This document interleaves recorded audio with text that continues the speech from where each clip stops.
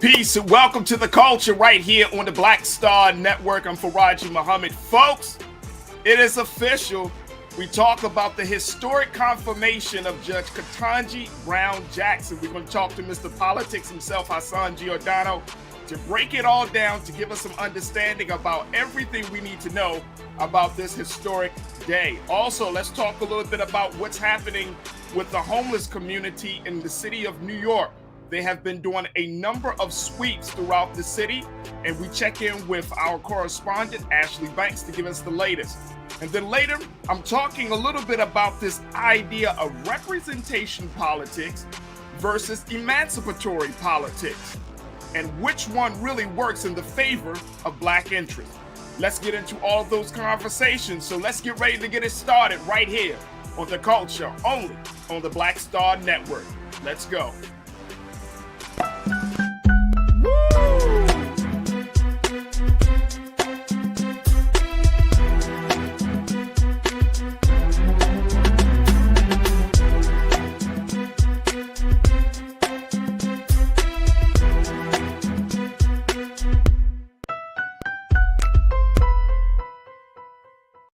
Man, oh man, oh man. Welcome to today's show, folks. Historic day it is in Washington, D.C., as it has been officially confirmed that Judge Ketanji Brown Jackson has been confirmed to be the 116th Justice of the Supreme Court of the United States of America. Man, oh man, what a journey it has been for this federal judge. And guess what, folks? We're going to break it down. We're going to check in with our one of our political contributors, Mr. Hassan, Mr. Politics Giordano, to give us some understanding of what we are seeing, what we're going to be expecting over these next couple of months. Also, I got to talk to my culture crew about this whole thing. So we'll get into all of those discussions. But look, I want to first share with you the video, just what happened, how the great vote came out, where the Senate decided to move forward with the judge, with Madam Justice, with a 53-47 vote. Here's what Vice President Kamala Harris had to say. On this vote, the yeas are 53, the nays are 47, and this nomination is confirmed.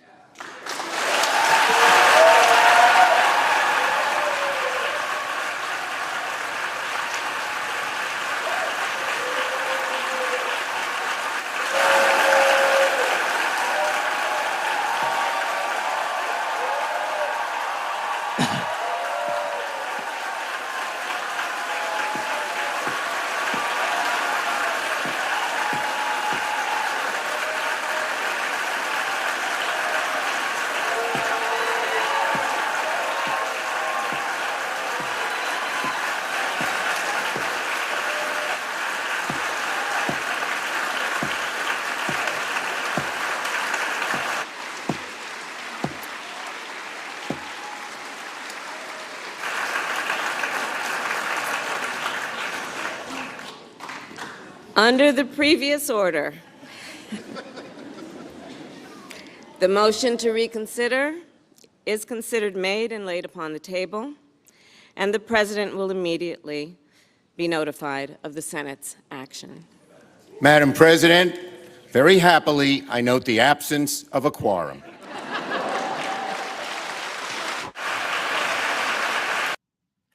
Wow. Wow. All right, folks, let's jump into the conversation. Let me bring my brother in, Hassan, Mr. Politics Giordano, who serves as the founder and owner of DMV Daily Media Group. Hassan, how are you, dear brother? I'm just right. Today is definitely a historic day, brother. So, I even got my Baltimore gear on. Got to represent, even though the sister ain't from Baltimore, but hey, But her brother served here. Her brother did serve here, right? So that's all good. Baltimore has such a rich and defined history within the civil rights movement and with African Americans, period, that we always want to make sure that Baltimore gets its just due. So, yeah, definitely a historic day. A little bit of political antics that went on along with it, but she still remains in the minority in that Supreme Court 6-3 split. But nonetheless, it's great to have a Black female voice on the bench for the first time in America's history. 116th justice for this. She is officially Madam Justice Ketanji Brown Jackson. All right, so let's break this down for us, Hassan, because like you said, there were a lot of antics during this whole situation, a lot of commotion. 53-47. Throughout the week, we have been talking, and over the past few weeks, that we have been certainly talking about like which Republicans were going to be voting for her, which Republicans were not going to vote for her. Some of the ones that denied, that said they weren't going to vote for her: Lindsey Graham, Josh Hawley, Ted Cruz. The ones that did, Senator Lisa Murkowski, Senator Mitt Romney. Who else am I missing here, brother? Susan Collins, and of course Joe Manchin. Joe Manchin, who I don't know whether he's a Democrat or Republican. Most people don't. I don't think he knows this when he wakes up. I don't know what he's doing, right? But I mean, this situation, like it could have gone down to the wire. It could have gone down to the quote unquote the slim majority of the Democrats, correct? Yeah, absolutely. And of course, if every Democrat, including Joe Manchin and Kristen Sinema of Arizona, fell in line and voted with the Democratic Party, in which they're aligned with, then it would have came down to the first African-American female and first female vice president to make that deciding casting vote. How historic would that have been for her to have to cast that split tie deciding vote to put in the first female African-American Supreme Court justice? So, I think people need to understand the history, like really bring this. I know a lot of people are like, yeah, whatever, is what it is. But I mean, she is only one of 5 women to ever serve on the Supreme Court, right? Starting with Sandra Day O'Connor and Ruth Bader Ginsburg, Sonia Sotomayor, who's still on there, the first Latino to sit on there, Elena Kagan, and of course the recent Amy Coney Barrett. And only 2 African-American men have sat on there, African-Americans in general. And of course, that's Thurgood Marshall, Baltimore represent, and Clarence Thomas, who still sits on there, unfortunately. So, this is a huge day for African-Americans in general, women across this country and across this world, to be quite honest. And I think it's, I find it so ironic that these Republicans who are jumping up and down as if she's this liberal, so far to the left type of judge, when number one, they had an opportunity to, when President Obama was in his last term of office, to approve a more moderate judge by the name of Merrick Garland, who happens to be now the Attorney General for the great state, the great country, the United States of America. But they chose to decide to say, you know what, we're not even going to hear his nomination, which was actually the longest. I think it was like 260 some days his nomination sat until President Trump got in, and that last Congress ended, and then they came in and nominated a new justice. And so this could have went a lot of different ways, right? It could have gotten to a point that, again, that Senate Judiciary Committee had been deadlocked 11-11. That hadn't happened in 3 decades. The last time that happened, that the Senate Judiciary was deadlocked and evenly tied in its vote, was when Clarence Thomas' nomination was before Congress 30 years ago. So, that could have held some things up. Fortunately, it didn't. We got it to the Senate floor, and fortunately enough, common sense prevailed, because I think Lindsey Graham, Ted Cruz, they had no leg to stand on.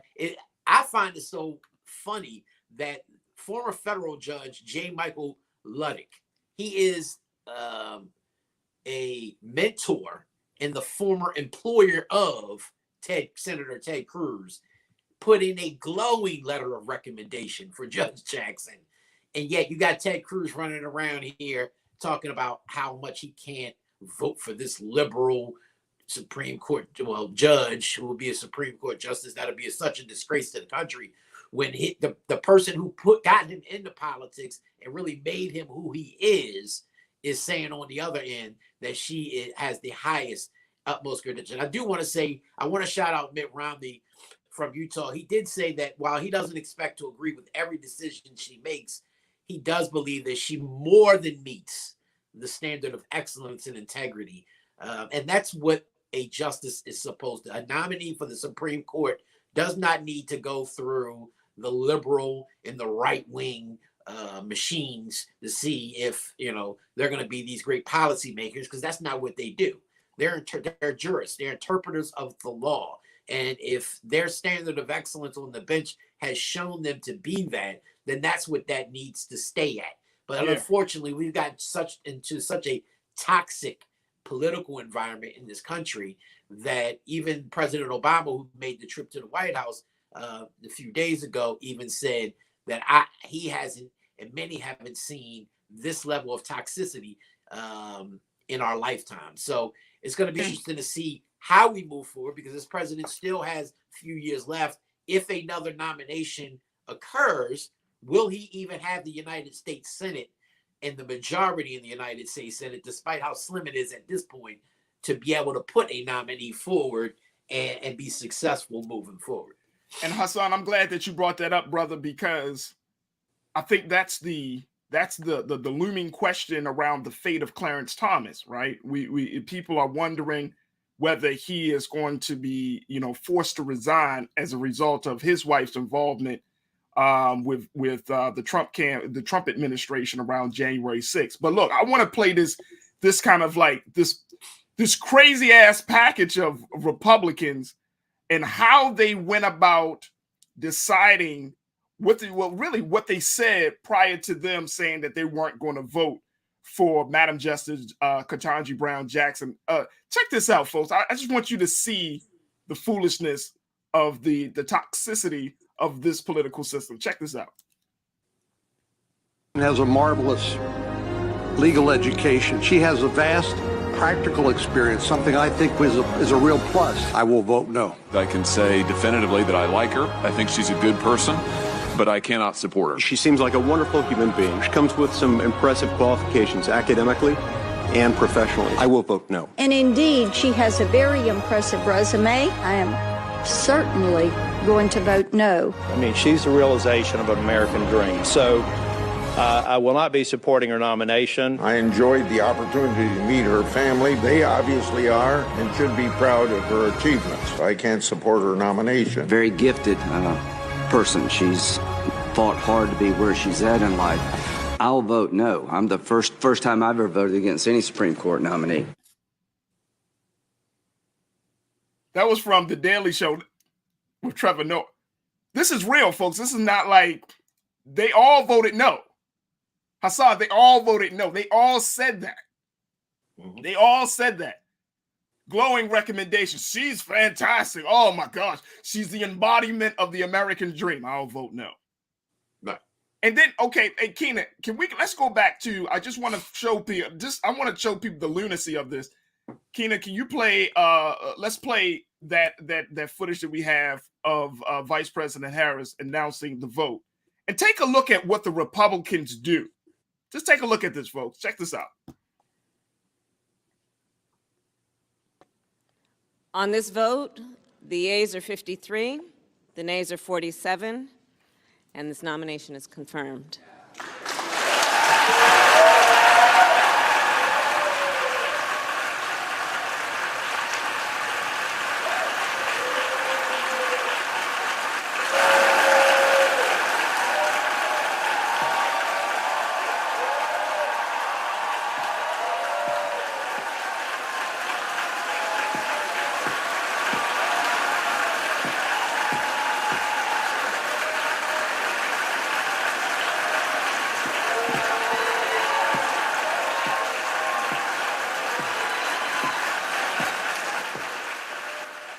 Hassan, they literally walked out the room. The Republicans got up and walked out of the room when Vice President Harris made the announcement about the vote. Bruh.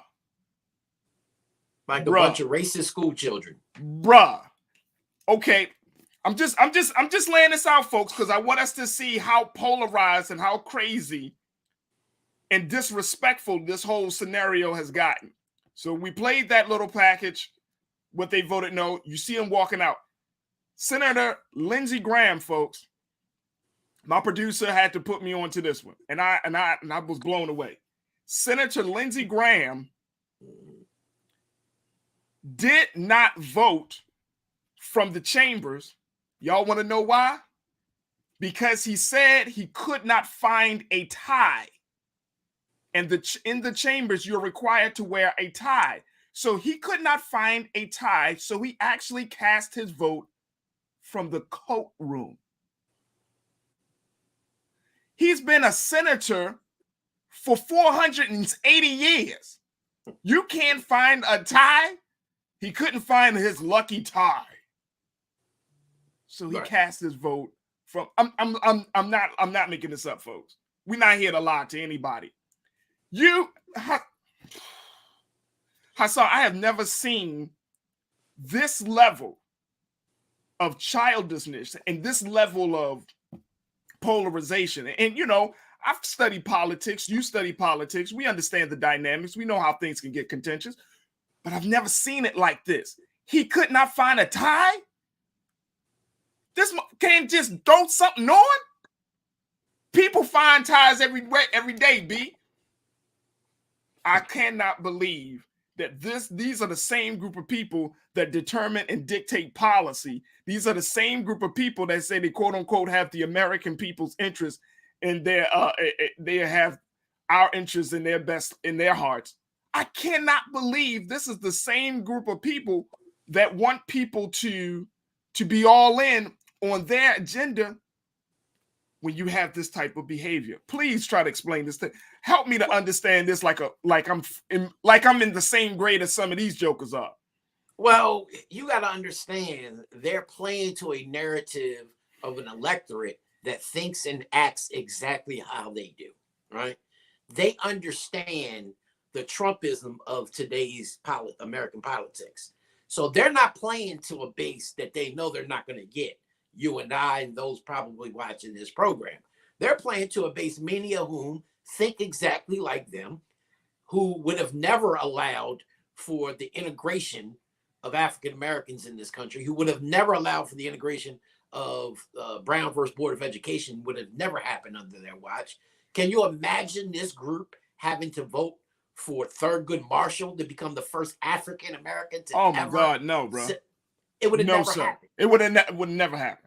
That is making America great again. That's what the whole MAGA stands for.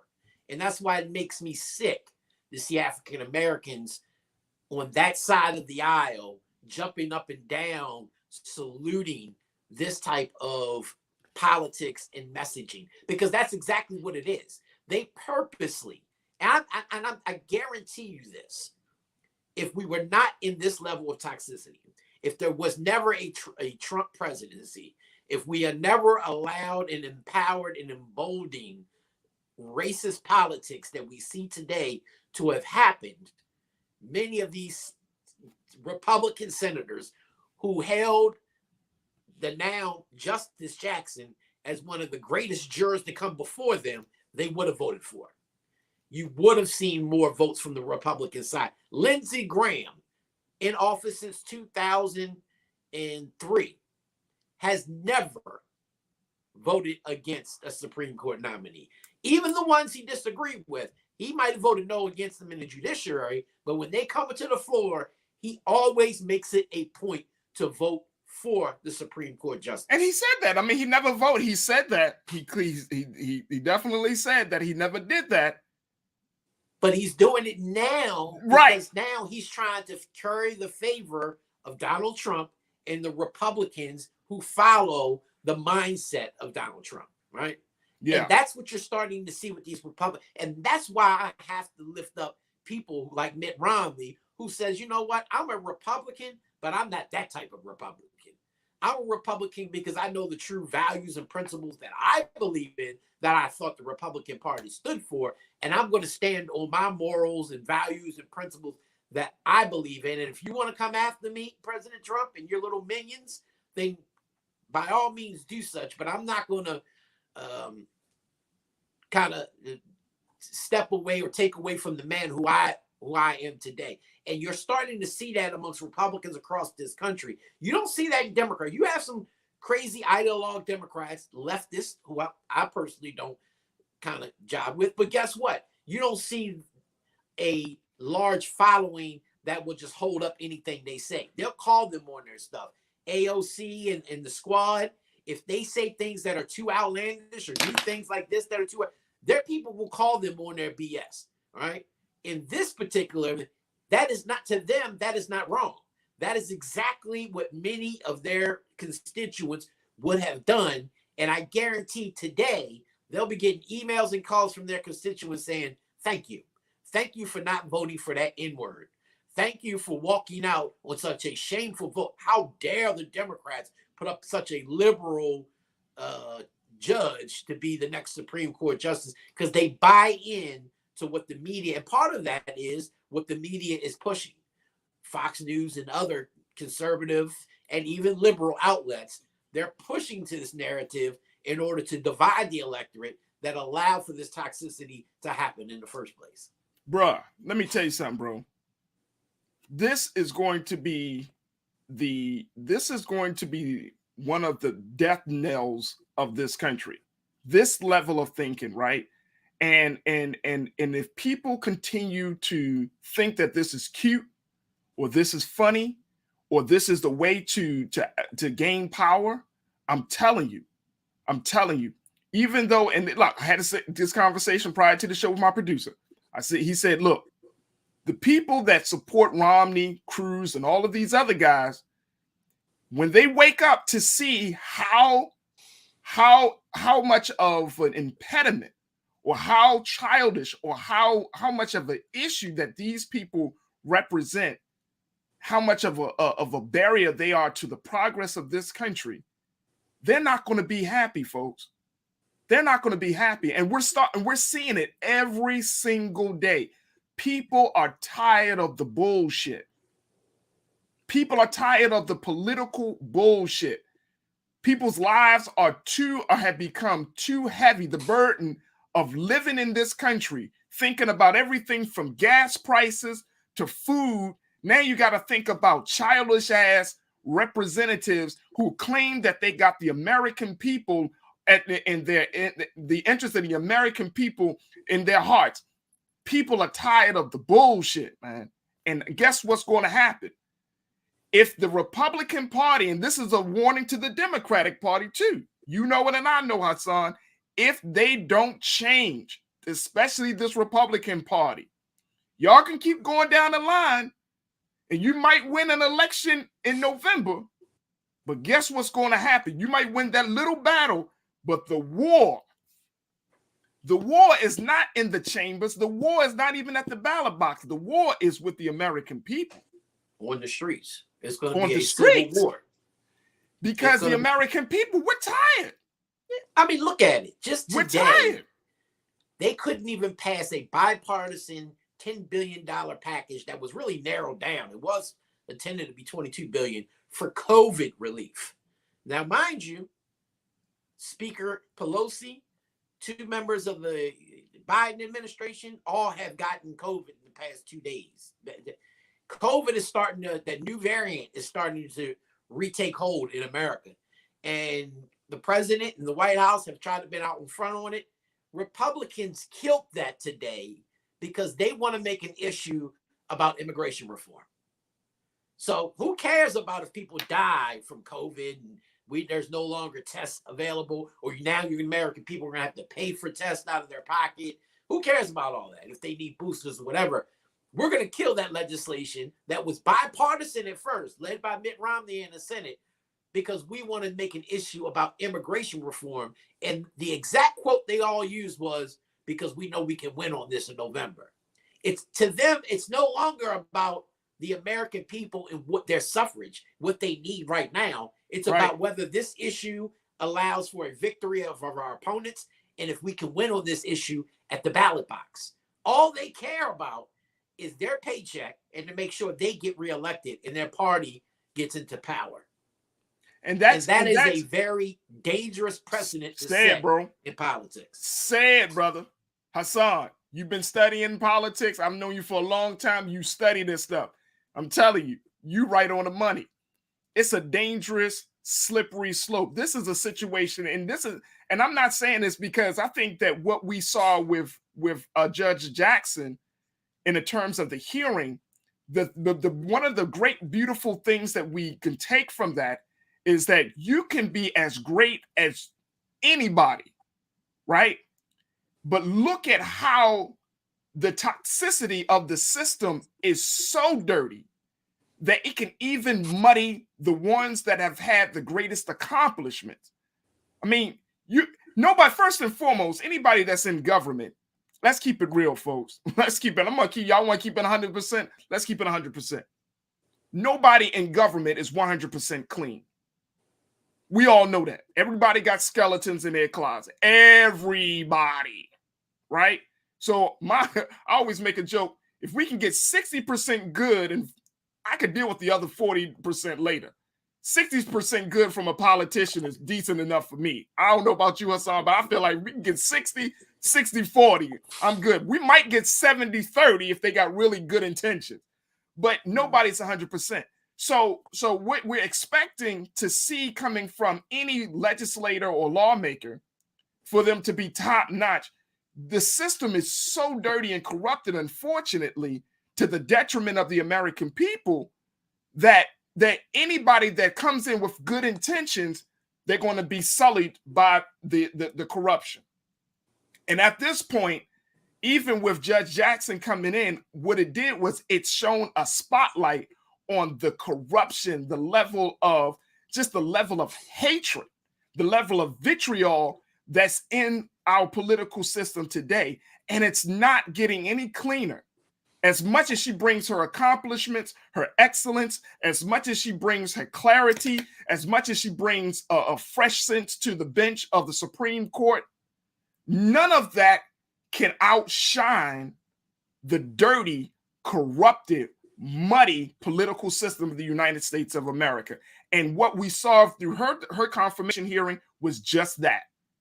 But let me let you know a little secret, Farajii. Go ahead, bro. The reason why politics is it is because of the system in which it plays, right? And so let's not even talk about that process. Let's talk about how, if you ever notice why you see candidates who are running for office, you're like, wow, that person I know can make a difference. But those people typically never get in. And the reason is because those people aren't the ones who can raise the type of money necessary to pay advisors like myself to put literature, ballots, signs, digital media, mailers. It's a lot of money that goes into it. So the individuals who end up winning are the ones usually handpicked by the party and the establishment, the lobbyists, and those who put the money in. So now the special interest has, their hands in your pocket.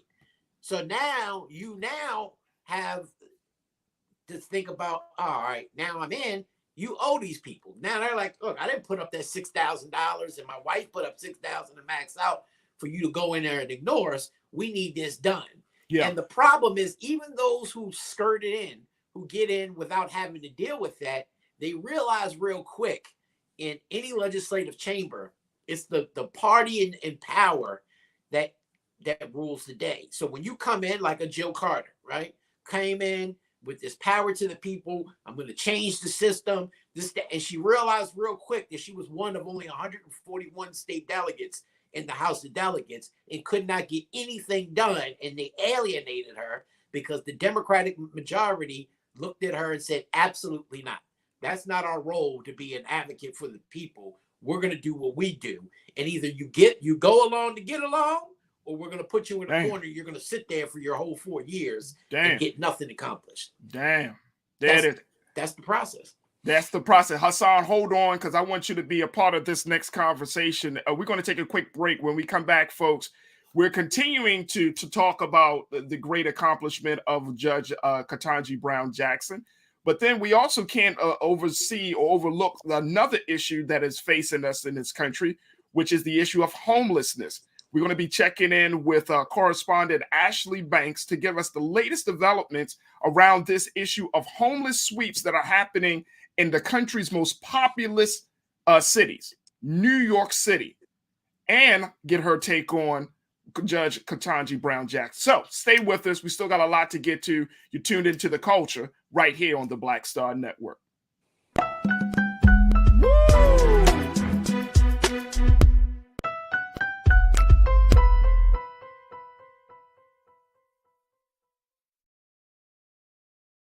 Don't you think it's time to get wealthy?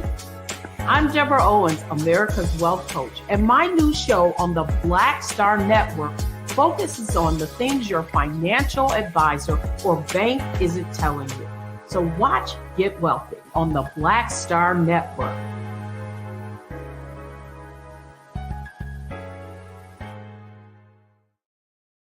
Pull up a chair, take your seat. The Black Tape with me, Dr. Greg Carr, here on the Black Star Network. Every week, we'll take a deeper dive into the world we're living in. Join the conversation only on the Black Star Network. Hi, I'm Dr. Jackie Hood Martin, and I have a question for you. Ever feel as if your life is teetering and the weight and pressure of the world is consistently on your shoulders? Well, let me tell you, living a balanced life isn't easy. Join me each Tuesday on Black Star Network for A Balanced Life with Dr. Jackie. We'll laugh together, cry together, pull ourselves together, and cheer each other on. So join me for new shows each Tuesday on Black Star Network, A Balanced Life with Dr. Jackie.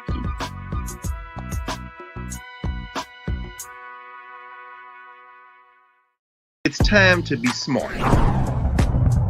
Roland Martin's doing this every day. Oh, no punches! Thank you, Roland Martin, for always giving voice to the issues. Look for Roland Martin in the whirlwind, to quote Marcus Garvey again. The video looks phenomenal, so I'm really excited to see it on my big screen. Support this man, Black Media. He makes sure that our stories are told. See, this difference between Black Star Network and Black-owned media and something like CNN. I got to defer to the brilliance of Dr. Carr and to the brilliance of the Black Star Network. I am Roland with Roland all the way. Honored to be on a show that you own. A black man owns the show. Folks, Black Star Network is here. I'm real revolutionary right now. Wow, Roland was amazing on there. Stay black. I love y'all. I can't commend you enough about this platform that you've created for us to be able to share who we are, what we're doing in the world, and the impact that we're having. Let's be smart. Bring your eyeballs home. You can't be Black-owned media and be scared. You dig?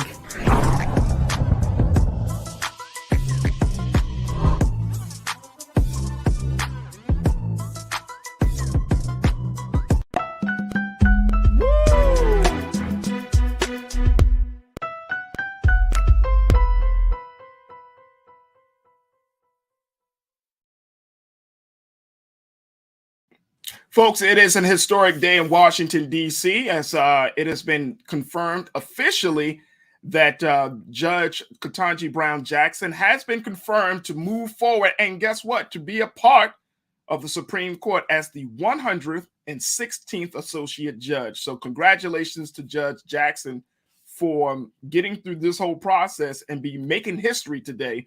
We're certainly going to continue our coverage and discussion around it. We've been talking to my guy, Hassan, Mr. Politics Giordano, owner of DMV Daily Media Group, to give us insight about the ins and outs of this process. But as we're celebrating a victory in Washington, D.C., there is a loss that we're also experiencing in the great city of New York, which is dealing with the homeless population there. And Ashley Banks, who is a writer for Essence.com and as one of our correspondents, is going to give us the latest developments about this citywide sweep that Mayor Eric Adams is doing on the homeless community. Ashley, thank you so much for joining us. How are you this afternoon? Thank you so much, Farajii, for having me. Let's just start with the fact that this is an attack on the homeless population in New York City. Homelessness is a huge issue in this country, but what I've been reading about what's happening in New York is just devastating. And so Mayor Eric Adams, he announced back in March that he was going to be removing all homeless encampments in the city in a 2-week period.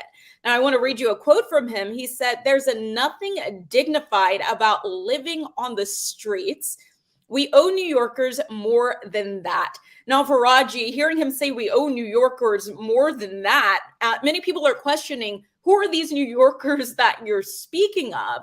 Because homeless people and advocates have been opposing this whole process of sweeping encampments and simply saying that this is cruel. What you're doing is cruel because the mayor isn't really putting these homeless people on notice. The NYPD, they were tasked with going to where the homeless people are in different areas in New York City and just sweeping out these encampments. And some people find out the day of. And so that's not enough notice for people to like pack up their things and try and sort out where they're going to go next. So many people are criticizing what the mayor is doing, and rightfully so. And as you and I know, Farajii, a lot of homeless people are not going to homeless shelters for various reasons. Some homeless people and advocates have stated that homeless shelters are dangerous. It's a place where some people are sexually abused, where they are victims of violence, threats, harassment, discrimination, and so on. Yeah. And some shelters just don't fit people's lifestyles. Like some shelters don't allow people who have kids, people who have pets, and pets mean a lot to people. I know as a German Shepherd owner, pets are a big deal.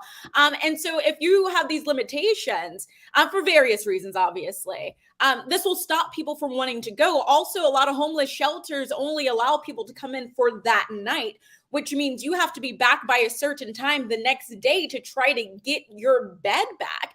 And some people actually have jobs. And so they can't come the next day, stand in line by 4:30, hoping to get a bed by 7. And so a lot of people homeless people have created, their own spaces so that they can call it home. And so, yeah, it's unfortunate that they're living on the street. Of course, these people would rather have better living conditions, but that's just not the case for various reasons. And so right now the mayor is leaving homeless people with no choice. They're either going to stay in these homeless shelters or they're going to live on the street without encampments. It's just not fair. All right, let me just share with you, and I think to give people some context, Ashley, of how serious this situation is, especially to Black people in the city of New York. Check this statistic out, folks, that shows that approximately 57% of New York City homeless shelter residents are Black, are African American. 57%, that's a little bit more than half. 31% are Latino, 8% are white, and 4% are of another or unknown ethnicity, which this is the latest data from the Bowery Mission. 57% of New York City homeless shelters are Black. 57%. And so when you have that many Black people living on the street, and this type of, and some people, I know you mentioned this in your article, Ashley, that people are comparing this latest strategy to what Mayor Giuliani did back in the 90s, where he just kind of moved out. I mean, this was a tactic of Giuliani. He did this with homeless people. He did this with policing, with the stop and frisk tactics.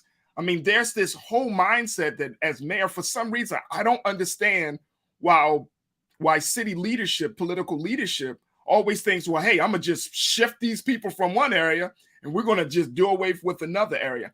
I don't understand it. Even though you also mentioned in your piece that the mayor had promised that he would provide wraparound services for those who are homeless. But what does that mean? What does that actually look like, as far as you know? Like you're saying, Farajii, the mayor stated that he was going to be expanding shelters for the homeless population, but that expansion hasn't happened. He's talking about adding beds, but a lot of critics are saying you should have done all of this before you went around taking away people's homes on the street. It's just not right to have some sort of theoretical plan, but nothing in practice. And so at this point, only 5 people have accepted shelters, bids and shelters. But other than that, everyone else. Wait a minute, you saying 5 people? How many people were rounded up here? So they went around and they swept at least 240 encampments, mostly in Manhattan. And so only 5 people accepted beds and shelters. And so that's not even a dent in the homeless population. So it's utterly ridiculous. Also, the mayor has cut millions of dollars in funding that goes to the homeless. And a lot of critics have seen that he's ramped up, the police presence when it comes to getting rid of the homeless population or getting rid of the encampments that these homeless people are living in. So like you were saying, people are comparing him to Rudy Giuliani. As we know, Eric Adams was a former police officer, so he's big on, law enforcement, but a lot of his ideologies don't align with the Black community. And the fact that the majority of the homeless population in New York City is Black says a lot. And so a lot of people are saying that the mayor isn't doing the Black community any favors right now. And people are very skeptical about what his mission is. He's saying that he wants people to be dignified, the homeless population to be dignified. But you also haven't put in place fixing solutions to why people end up homeless in the first place. Like, those issues need to be tackled, and he has to have a real plan in place so that these people have somewhere to go where they feel safe. If people don't feel safe, they're not going to these shelters. It's as simple as that. Let me bring my guy Hassan Giordano. Hassan, when we're looking at a domestic policy issue like homelessness, which is an issue not just in New York City, even though New York has one of the highest level of homelessness, since the Great Depression, with Black and Hispanic residents. We could talk about the city of Los Angeles. They deal with homelessness out there. Baltimore, we have our issues here, but how does a city political official really deal with this issue in a very humane way? Unfortunately, Farajii, many of them choose to kind of stick their head in the sand and ignore the situation of homelessness. Baltimore, we created a 10-year plan to end homelessness under the Dixon administration. That went back to 2007. We have yet to come up to any year of that 10-year plan. Once she left office in the 3rd year of that plan, that no longer existed. And so the homelessness and the homeless situation in Baltimore continued to get worse and worse while mayors continue to get indicted, put in jail, but nothing ever happened with homelessness. Eric Adams comes in with a tough on crime approach. That really propelled him into office. It was never about social services such as homelessness and other. And so I think he's trying to play to a more conservative base to say, this is how we clean up crime and clean up the city by cleaning up homelessness. But as the sister was talking about earlier, many don't understand homelessness. They do it from an abstract view. They're not on the ground. They don't get why people don't want to be in these shelters. They don't understand the threat to their livelihood, to being raped, and a whole lot of other things that exist within these homeless shelters. So then you have to come up with an alternative plan. Many cities started, especially during COVID, taking money and allocating money that they were getting from the federal government to start putting unused hotels and even barely used hotels as sanctuaries for homelessness. But the problem that existed is that turned into much like a shelter, because you had people who were abusing the system. There was no real oversight of that process. And so you get into a process like this where the homeless, to me, have the least thought about and really no voice in the political process. So you have to rely on advocates like Christina Flowers here in Baltimore, Jesse, I think Ventura over in LA. There are very vocal advocates out there who are trying to educate these elected officials. But unfortunately, you talk about third rail of politics. This is like the 8th, 9th, or 10th rail of politics. It's something that goes unforeseen, and many politicians just don't want to deal with it. So actually, I mean, considering what Hassan just shared, I mean, is New York City going in that direction? Or do they have like an office that deals with homelessness? And I'm saying an official, mayor's office of homelessness type of, or do they have a 10-year homeless plan? What's going to be determined as the sweeps are happening?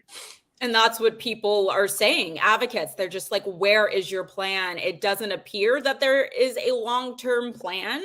It just appears that the mayor just wants the homeless population off the street.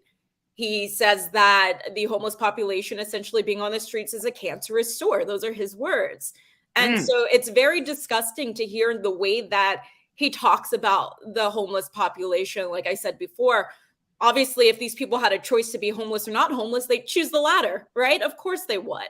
And so it's just unfortunate that he's describing them in the way that he is and not totally understanding why they're on the streets. I think he needs to have a plan and a committee who can really explore why these people are on the street and figure out how to make shelters better and expand them in a way in which people will feel safe, but also in a way in which it will be long term for these people so that they can get on their feet and really live the lives in which I believe that they deserve.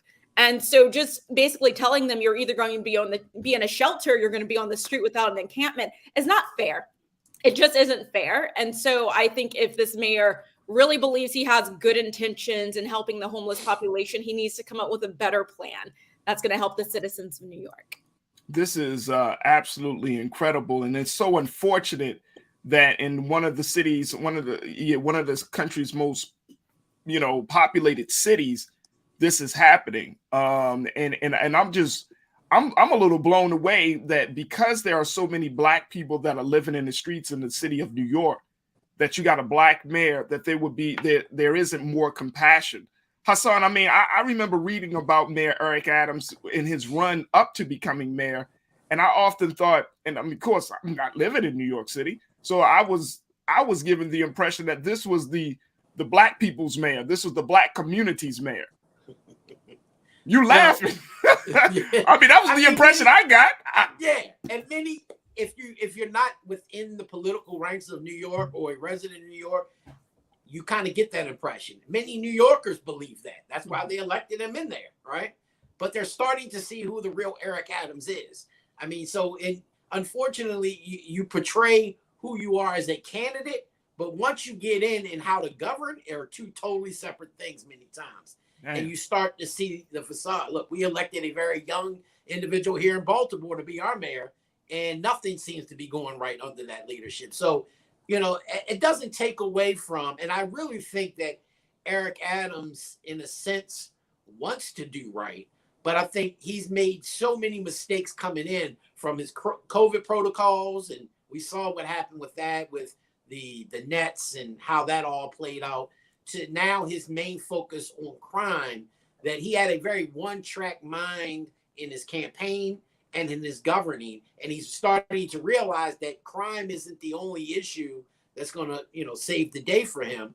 Yeah. And he doesn't really have an extensive holistic approach to how you not only just curb crime, but solve the other issues that face the day. Because look, when you're in local government, I tell people this all the time, unless you've been in local government and you know the ins and outs of it, the departments and the agencies, and know how to make them all work as a system, you're going to be lost as the chief exec of that administration, because they all depend on you to move things forward. And so when you don't have a plan for homelessness and how to deal with that, it's going to come out when you start rounding up people like individuals like that, who again don't have a voice. As many of us, we share the comforts of having a home, right? Yep. And so we don't really pay attention to the plight of homelessness until we start to feel that cold weather, and then we're like, "Woo, glad I'm not homeless." But think about all those who are and what they have to deal with. Yeah. The problem is many mayors and politicians feel like they only deal, and I tell you this all the time, they only deal with numbers, two things: money and votes. So if you don't, and in many aspects is homeless don't vote, and they certainly don't donate to our campaigns. So we're going to put that on the back burner. We're going to deal with, the priorities of our constituents who help put us in office. And it's an unfortunate circumstance in many cases, but you have those rare times where you have mayors like Mayor Dixon, who said, you know what, I'm going to do, this is my top priority. I'm going to make it a priority, and this is how we're going to solve it. The problem is many mayors have a shelf span, right? A very short lifespan. And so when they get in and they start to do good things, a new administration comes in, they take their eye off the ball, and we get what we get. And that's unfortunately what we're getting in New York. And you know what, Ashley, I think to Hassan's point, I think that this man is going to have some serious conversations about morals and values. And this has to be, and I agree with Hassan in that, yes, we know the homeless population, they're not going to give money, and they most likely aren't going to vote. But this has to be a moral priority more than a political priority at this point. I agree with you and Hassan. I interviewed the mayor right before he was elected into office. And I have to say, I do not believe that he is a horrible person. Like Hassan said, I believe he thinks what he's doing is correct, but I would have to say he is out of touch with the Black community and what the Black community really needs.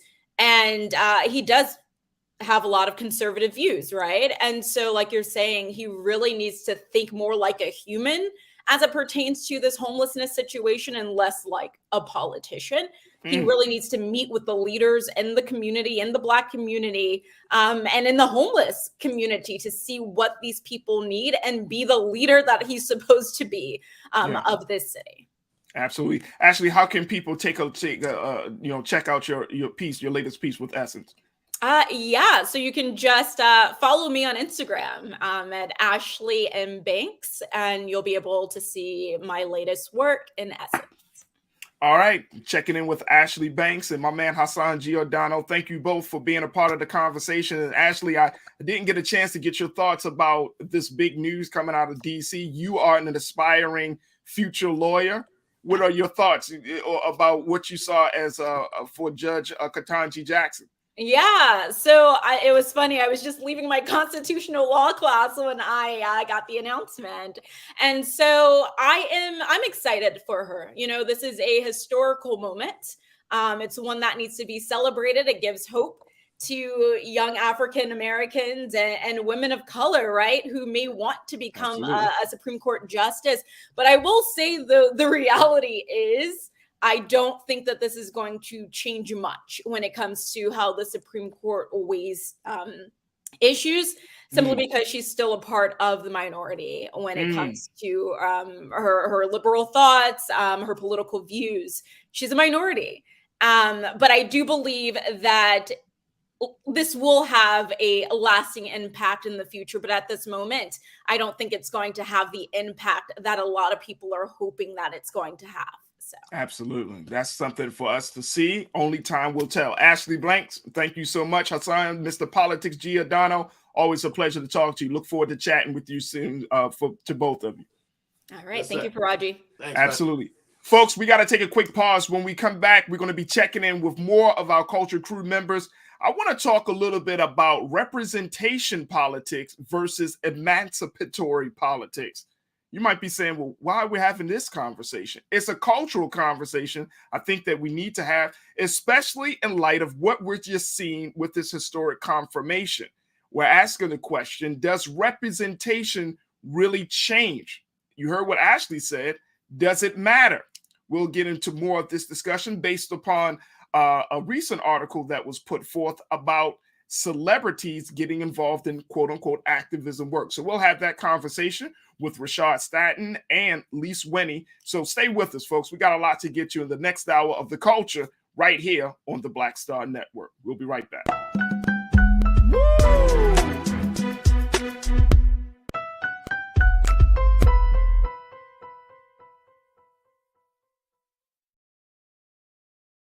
Don't you think it's time to get wealthy?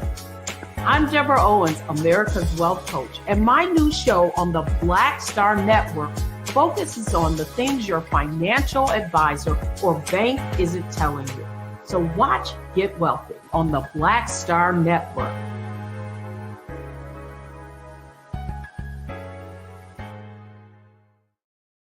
Hi, Hi, I'm Dr. Jackie Hood Martin, and I have a question for you. Ever feel as if your life is teetering and the weight and pressure of the world is consistently on your shoulders? Well, let me tell you, living a balanced life isn't easy. Join me each Tuesday on Black Star Network for A Balanced Life with Dr. Jackie. We'll laugh together, cry together, pull ourselves together, and cheer each other on. So join me for new shows each Tuesday on Black Star Network, A Balanced Life with Dr. Jackie.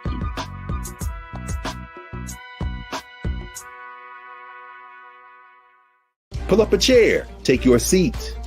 The Black Tape with me, Dr. Greg Carr, here on the Black Star Network.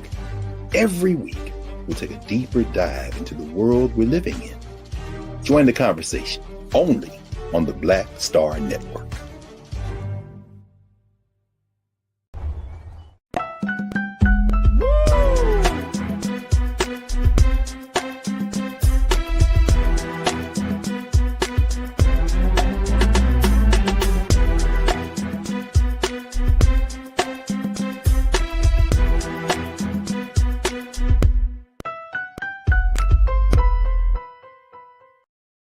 Man, it is such a historic day, folks. I am still in a sense of celebration because of the historic vote of Judge Ketanji Brown Jackson. It has been confirmed that she is and will be the 116th Supreme Court Justice, Associate Justice of the Supreme Court of the United States of America. Let me just tell you this for folks. This is what I want to do here. Oh my gosh, yes. This is a beautiful thing. Now, even if you don't always agree with her politics, and I'm not even talking about her personal life, because I think at certain points that's personal. I know some of us are like, well, she's married to a white man, but it doesn't take away, or some people might see to add to. It doesn't change the fact that her qualifications, her what she brings to the table, her thinking, her judicial philosophy, that's what we're looking at. That's what we're looking at this point.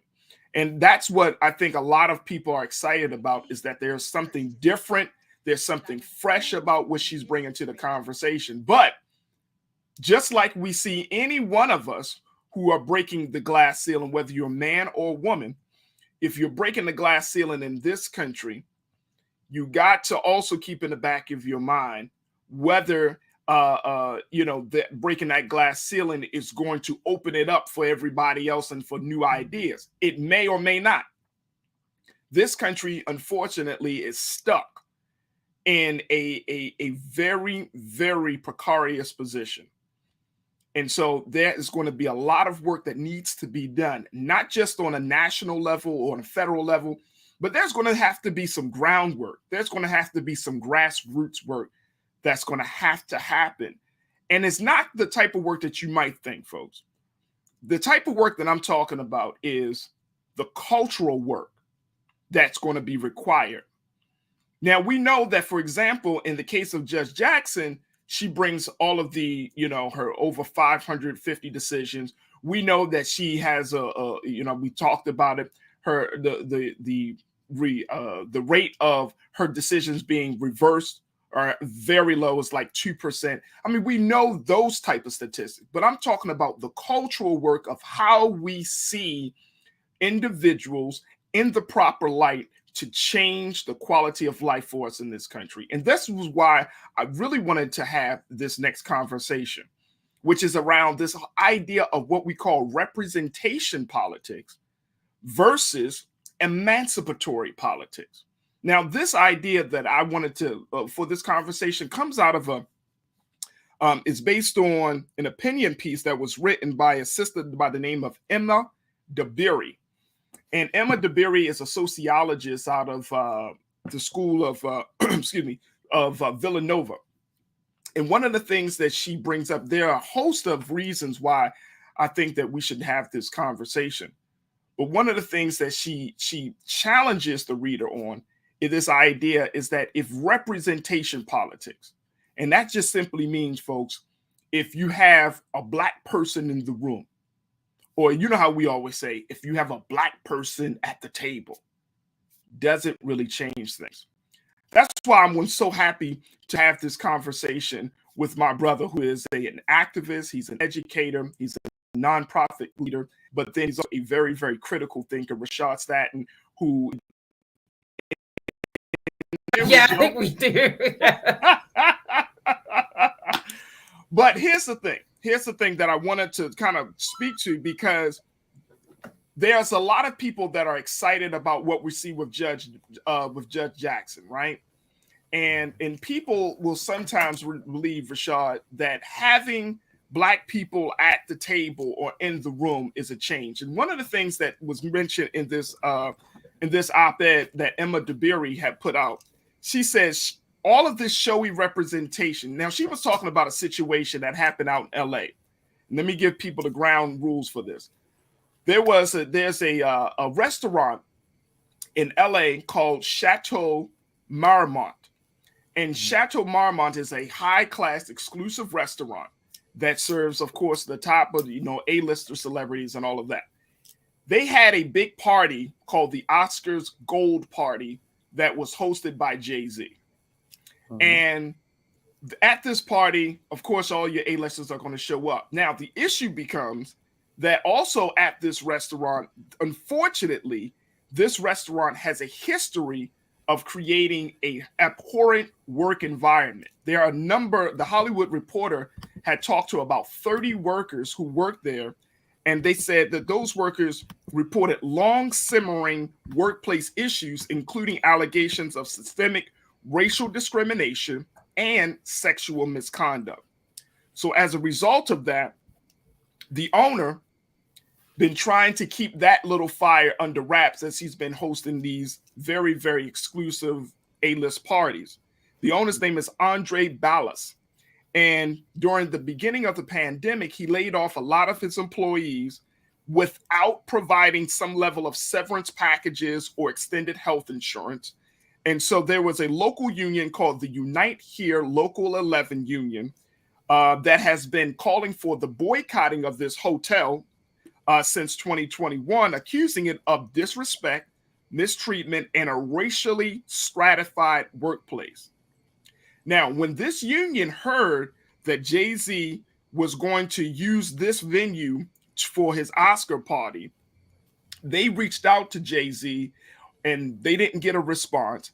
And so they set up these mass protesters outside of the space, outside of the hotel, and went to try to bring attention to the issues of workplace.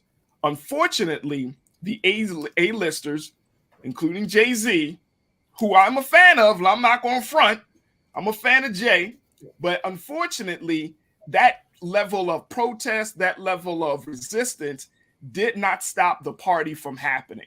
So you had the likes of Jay-Z, of course, Beyonce, Michael B. Jordan, Zoe Kravitz, and many, many top name A-listers. They just still decided to move forward. Now, to Jay-Z's credit, we also know that Jay-Z and Beyonce have been known to be very philanthropic to various causes around Black Lives Matter and other issues affecting the Black community. But what this writer, Emma, said is that that's not enough. That even though we might have that level of Black people in certain spaces, that representation politics is not enough. And she went on to go on to in her piece that says that even though we have this, what they call showy representation, packaging the energy of the Black Lives Matter movement, whether it's in film, music, because sometimes we see it in Beyonce's videos and all of those things. She says that even though these things are put forth to the public, very little change is happening, especially when confronted with the opportunity to support actual change.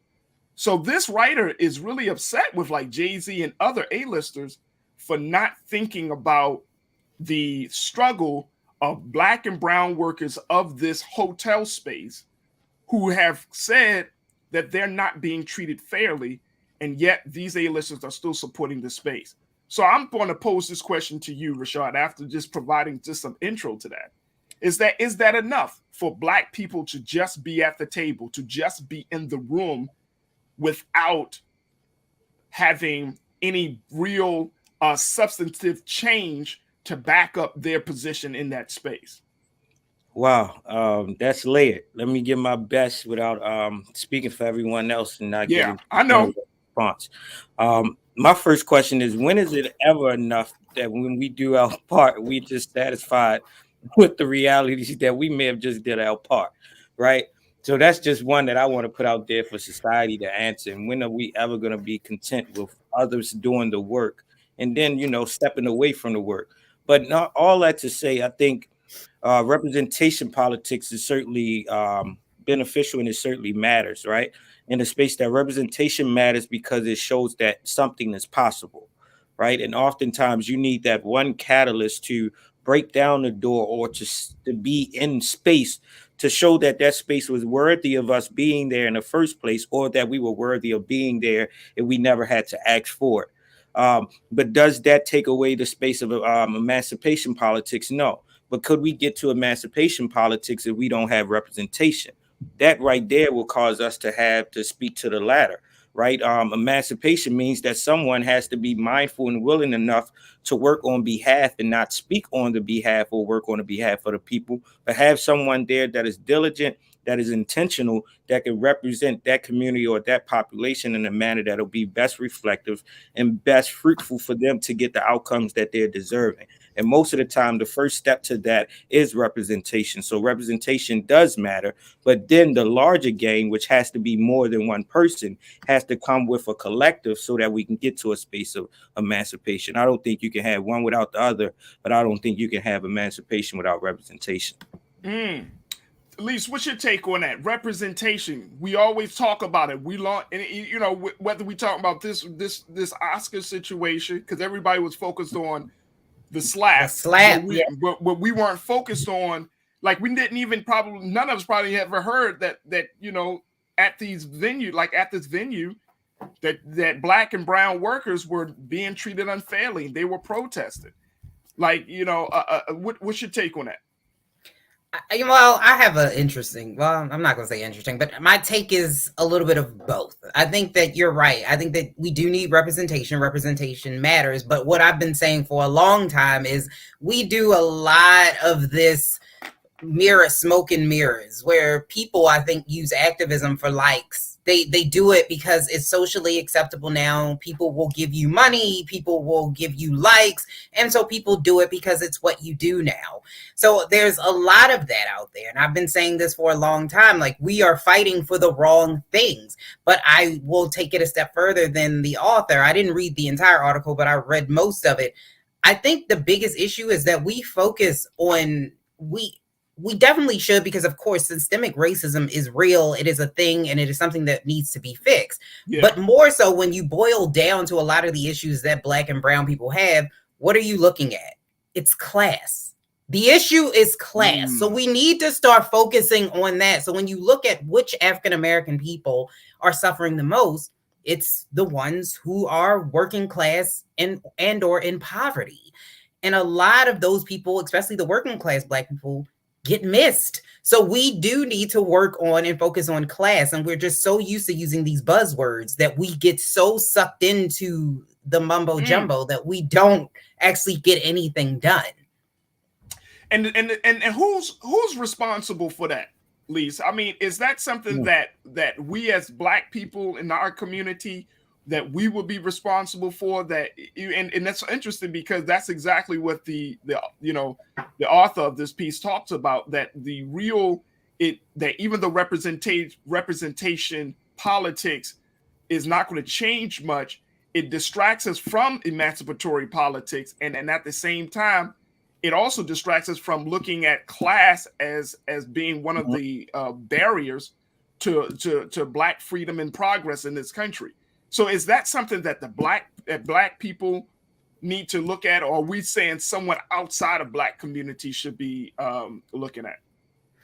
I don't know how many times I gotta say it. Batman is not coming. There's no bat signal. It is us. Like, at some point as Black people, we have to stand up and say, you know what, this is not working. And we do need to take some ownership and accountability for the fact that we've been chasing this, dream that's not there. We do need structure. When you looked at the Black Lives Matter organization as a whole, they didn't have any internal structure at all. And we were just donating money because it made us feel good. White people were donating money because it made them feel good. But it wasn't really anything in place to make sure that it was long-standing and that the money was going where it should.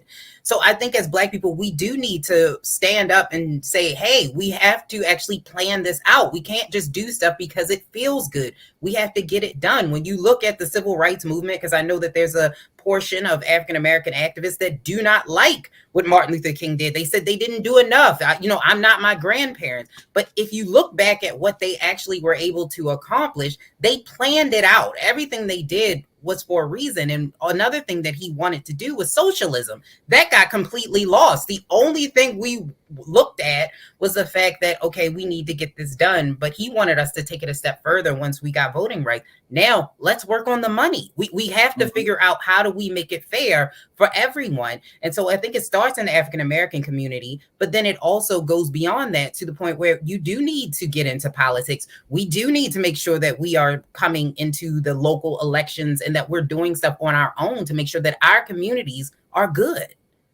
Yeah, and I think that's the other part of it.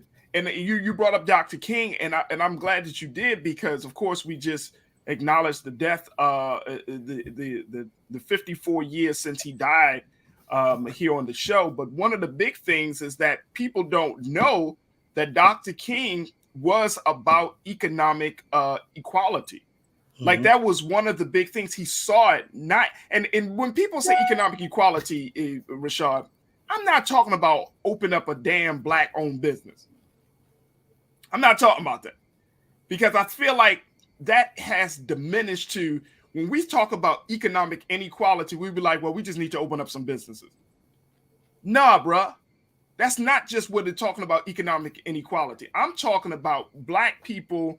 I'm talking about brown people. I'm talking about poor and marginalized communities not having access to the same financial opportunities that other people have. I'm talking about the fact that women are still making much less than men per dollar in this country, right? And then when you're talking about the state of Black women pay versus the state of white women pay, it gets to be in a whole level of different disparity. I'm talking about the fact that Black college students are going to school. Those who want to go to school, they don't have the same scholarship opportunities afforded to them that white college students have. I'm talking about that level of economic inequality. I'm talking about the wealth gap, where white families are thousands and thousands of dollars way more than Black families with based upon income. So it's not just about owning a business. And I hate for us to get into these conversations where we're just like, oh, all we got to do is just own a business. Do you know how many Black people actually own businesses? Small businesses, medium. You know what I'm saying? Like, wait a minute, pump your brakes. They own an LLC. They own a name. That's different. Okay. Okay. Okay. Let's put that out there. They own a name. But I'm talking about very legitimate. Even if your staff is a staff of 5 or a staff of 10, right? Or even if you have an online business. That's not going to change the game quite as much, as significantly as what Dr. King was proposing with his Poor People's Campaign. Correct. That's not going to change the game based upon what Dr. King was talking about, how this country's moral has lost its moral compass in addressing the issues of the poor. Hell, the last segment, we talked about homelessness in New York City, and more than half, 57% of those who are homeless in New York City are Black. Yeah. With this owning a business, how would that help them? Right, but that's the dream of capitalism. So America sold the dream of capitalism to the American public. And I'm not saying that capitalism don't come to me in my DMs. But what I'm saying is that what they don't tell you is that everybody can't make it. So if you have all of these billionaires, there's no way you can be a millionaire if you have people that hoard wealth. It just doesn't work like that. Somebody has got to be at the bottom. And unfortunately, it's going to be the people that started off behind. Yeah. Are there going to be some Black people that make it? Yes, but we're looking at capitalism. So should we start looking at the system itself to say, okay, how do you make capitalism work for all of us? And going back to Dr. King and, you know, looking at Malcolm X and the Black Panther Party, what really made them scared is when they not only were able to connect Black people, they were connecting Hispanic people, they were connecting poor white people. That's the point where it went, wait a minute now, because at some point it's more of us than it is of them. And when we figure that out, we can actually start making stuff change. But as we fight over the trivial stuff, oh, this name is wrong, and oh, this one is not, we don't have enough Black actors, and we don't have, you know, enough people doing this, and it's not a gold chain named after this person. Like, when you start doing that, you don't focus on actually getting stuff done. You just want it to be the way that it should be in an idealistic society, and that's not how life works.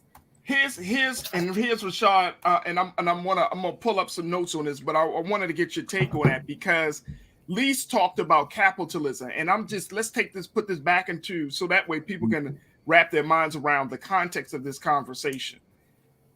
That when you have millionaires, billionaires, when we look at a person like a Jay-Z, or we look at a person like any famous person, right, that has acquired a mass amount of wealth, right? And they're doing philanthropic things, right? There is a view that is the level of activism that's going to take us over, Rashad. There's a view that, okay, I could be a billionaire, or I don't even have to go that far. I could be a millionaire, and then look at me. My activism is still going to hurt. It's still going to change. And I think that culturally, if we look at it culturally, all of the great changes that were brought in by Black people were not brought in by rich Black people. Mm-hmm. Great. We're talking about Dr. King today, 54 years later, but Dr. King wasn't a rich man. Right. We're talking about Malcolm X. Malcolm X wasn't no rich man. You know what I'm saying? When you talk about Huey Newton didn't have an estate. So somewhere along the line, and this is what a scholar by the name of Cedric Robinson, he focused on what they call the Black radical tradition, but he put it out there. He said that within the Black community, there represent two different schools of thought. He said one school of thought is there's a liberal bourgeoisie consciousness packed with capitalist ambitions and individualistic intuitions. Mm-hmm. The other school of thought, he said, there is a radical proletarian consciousness that sought to realize a higher moral standard than the ones embraced by whites and their Black imitators. Yeah, I think both is I can see both existing in our community like simultaneously and concurrently. So I don't attest to that. I think that's a great perspective and a lens to look at. But I think that goes back to what we've been talking about. Is one, I didn't pick Jay-Z and didn't pick his album to be my activist of the year. I picked him to be the entertainer of the year in the place that he wanted to occupy in it, and eventually became the greatest at it that we know of. Right now, what he does and how he holds his moral fibers to his God-given talents and skills is one thing, and you want to acknowledge a person for doing more than what is expected of them. But we as a community cannot expect, because we watch people climb up this ladder of what we define as success for them, right? That we think that they should be the one all and be our Messiah that comes to save us. No, where is that activist that is deserving of a platform? Where is that public servant that has been changing policy? Where is that youth voice that can translate and uphold the moral fibers and make sure that we are cognitive of what we should be fighting for? We shouldn't look for that in the person that's going to make sure they get to the Billboard Top 100 every year. Right? That's foolish and ignorant of us as a people. And we have to be willing to take accountability that we're looking for something in someone that was not in first place set out to do that work. Right? So, of course, when do we at a certain point relinquish that person from being our Superman, and we, like like our sister Lindsay said, we got to be willing as a community to come and save ourselves, right? Because then at this place, the reality is this. It ain't race. It's like you all said, it's a capitalistic world, and it's also about classism. Where are we and how do we ignite those that have the same lived experience despite the hue color that we're sharing when everyone sees us? That's when we start to transition into how do we move the pendulum forward. Because we continuously work on, okay, our rapper needs to be our activist. We lose suit at the point of who should be the one that given the mic when it's time for us to advocate for ourselves, who should be voted for when it's time to put someone into an elected position, and whom should we step down from. It's an old way in point blank that we're still talking about Will Smith when we just saw them hold up the voting for this sister that was well qualified on the first day of hearing, and we watch how it goes into an additional week, and we almost lost track of that. And that was one of the reasons why we was distracted from it. While we was talking about one issue that didn't correlate to nothing besides sound bites, we almost lost the representation or an emancipated elected official that can move the pendulum forward until she takes her last breath serving on the Supreme Court. Right? It's like, when do we prioritize what matters the most? And until we take ourselves and what often sounds good or catches our attention and look at how it's going to directly impact our lives, our education, our pockets, and our livelihoods, we're going to continue to be on this cycle of distractionary movements with distractionary people that is willing to be tokenized and exploited off the benefit of our ignorance. Look, I'm going to stop it right there and take a quick pause. Folks, when we continue our conversation with Culture Crew members Rashad and Lise, I want to continue to talk about it. Now, on the other side of this, as much as we, and this is why this particular subject matter is near and dear to my heart, because I have seen how activism has evolved over the years. I've seen how the culture of capitalism has affected the culture of activism to the point where now social media is being used as a tool to quote unquote wake people up, to make them aware, while at the same time putting some dollars in your pocket. And I think that it's a very, very slippery slope, folks, that we are going down when we start to try to equate activism with followers on social media, or we try to equate activism with the money, how much money we got in the bank. Activism is about impact. And if we're talking about making any type of real changes in this country, hell, let's go even further. If you're talking about making any real changes in your neighborhood, it's not about what you present online, how much is in the bank. It's about first what's in your heart, and then what type of impact are you striving to make. So we're going to talk about this culture as we continue our conversation around representation and emancipatory versus emancipatory or emancipation politics. Stay with us, folks. We're going to also get your comments on this conversation. So stay with us. It's The Culture right here on the Black Star Network. We'll be right back.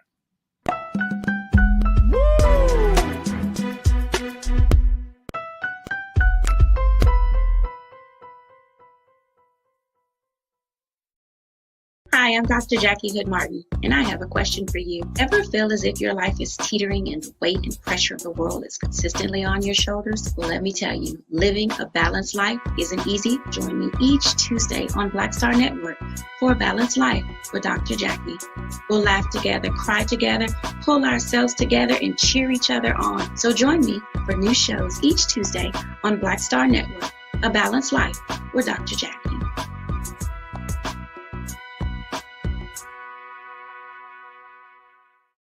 Don't you think it's time to get wealthy? I'm Deborah Owens, America's Wealth Coach, and my new show on the Black Star Network focuses on the things your financial advisor or bank isn't telling you. So watch Get Wealthy on the Black Star Network.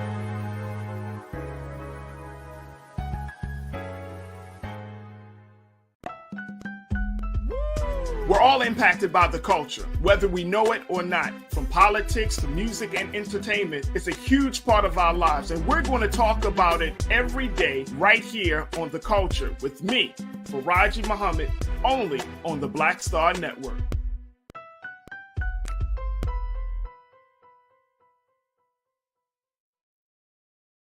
Pull up a chair, take your seat. The Black Tape, with me, Dr. Greg Carr, here on the Black Star Network.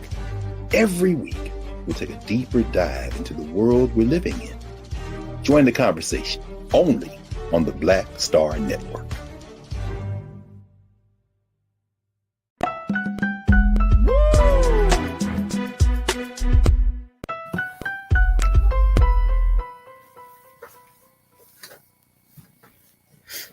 Folks, we've been having a very different conversation about the culture in a different way, given the historic day that we are all experiencing with the confirmation of Judge Ketanji Brown Jackson. A lot of people are asking questions about representation. Even some people are saying, hey, we're breaking the glass ceiling. And it made me wonder. It made me wonder because there have been a number of Black women in particular that have been advocating for Judge Jackson, which is rightfully understood. I get it. I understand. And I'm glad that you did. But then I think it speaks to a bigger cultural conversation, which is this culture of representation. Now, there's a difference between representation politics, as it's being called, versus emancipatory politics. And this was the subject of a recent op-ed written by a sister named Emma DeBerry, who talks about this in light of a situation in LA where workers at a hotel were protesting work conditions and how Black and brown workers felt like they were being punished. They feel like the workplace conditions were racist and that it was a lot of sexual misconduct. And yet, while all of these things were happening, Jay-Z and other A-listers decided to host one of the biggest Oscar after parties at these same hotels. And this writer's saying, hey, they ignored the plight and the struggle of Black and brown workers as a result of that. So here to join us to have this conversation has been Rashad Staten, who is an activist and educator and nonprofit leader, and Lise Winnie, who is host of Millennials Anonymous podcast that can be heard on all streaming platforms. Rashad and Lise, getting back into this part of the conversation, as much as this is I know this is a different conversation, right? Mm-hmm. These are the type of conversations for me that I get excited about, which I'm always happy to have a platform to discuss, because I don't think that we understand the full dynamics of what we're involved in. This is a show about culture, and our culture right now is that we want to be Hollywood activists. You know what I'm saying? Like, that's the culture right now. I got into activism. Oh, I'm about to date myself here, Rashad and Lise. Yeah. I got into activism like 20 years ago, right? I got into activism like 20 years ago. I remember even then, there was always the idea that your activism can open doors. Your activism can put you in newspapers and on magazine covers. Your activism can make you a celebrity, right? Mm-hmm. Now, I experienced that personally years ago. I remember even when we were doing, and Rashad, you remember when Freddie Gray happened in Baltimore in 2015, you know, everybody fled to Baltimore, right?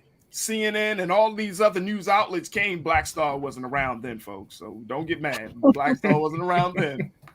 But everybody came in, and everybody wanted to use that moment, that 15 minutes, to talk about the work that they were doing, and they wanted to become famous. And I remember having so many conversations, Rashad and Lise, that during that period, even I got on CNN. Everybody, you know, my little few words, my little 5 minutes blew up. Everybody was excited. People around me, man, I saw you on CNN and boom. And then the next thing you know, I got from CNN, and then the same day I got invited to BET, and then in the same day I'm talking to the different newspaper, and I'm like, whoa, hold up, man, hold up. Wait a minute, hold up. Aren't we talking about somebody that was killed by police? Mm-hmm. Like, wait a minute. I'm getting going to this place. I'm getting invited to that space. I'm getting invited, I remember brother Roland, he came to Morgan State University. He invited me to be on the panel. And it was just such a blur at that moment because it was like, wait a minute. But all of this is happening. My personal experience, all of this was happening because a black man was killed by a police officer. And we created this culture of activism where you had to be like this. It was like you were a celebrity. And after a while, I stopped taking interviews, Rashad and Lise. I did. I stopped. I think I did. Like I talked, of course I was on a panel with Roland. I did a CNN. I did BET. Stopped it all. Because something after a while, it just started to feel weird. Yeah, but you're good. Most people now, I think, wouldn't necessarily do that. They would continue to go because there's money in it now. At some point, in the beginning, there was no money. Now companies want to be aligned with good practices. That's what millennials and Gen Z. You're a professional activist. Right. It's a job now. At first it was something that you did in order to get stuff done and to make sure that the right thing is happening. And now people do that. It's almost like an influencer. And it's unfortunate that now that name activist has become tainted, where when you see it, it's like, oh, here we go again. Because it has become that. It is the social media people that comment on because they think you put up a hashtag and make sure it activists. That's what it is. And I just want to say this, and then I'm gonna leave it alone, but I think that there's a place for everybody. So I think we do need the people who have a better, speaking voice, and they're able to get in front of people and get people moved. But I think the issue is that it becomes almost like they want to look down if you don't do that. And everybody is not going to be in front of a camera. Everybody's not going to be on a picket line, but it doesn't mean that they don't have a place in the movement. So activism looks very different. It doesn't have to look like what you see in a movie or on television. And so I think that that's another thing. Maybe we need to, educate people on what activism actually means. At least I think you're dead on. I think you're dead on. And I think that is part of why I think it's important for us to have this conversation, because now, and I think at least you brought it up early in the earlier part of the discussion, you were saying that now people are using catchphrases and the right words, right? Like we talk about the intersectionality, we talk about diversity, we talking about that Black people should be we should be this way and that way, and it appeals to the online following that we have, right? It appeals to our online communities that we're a part of. But then, as this writer said in her piece, you're finding that more and more, and I think a lot of people are even saying this with the Black Lives Matter, the Black Lives Matter collective, that people are saying, but it only benefits individuals and not the whole. Yeah, I remember that right there brings me back to my good brother D. Watkins, his book We Speak for Ourselves.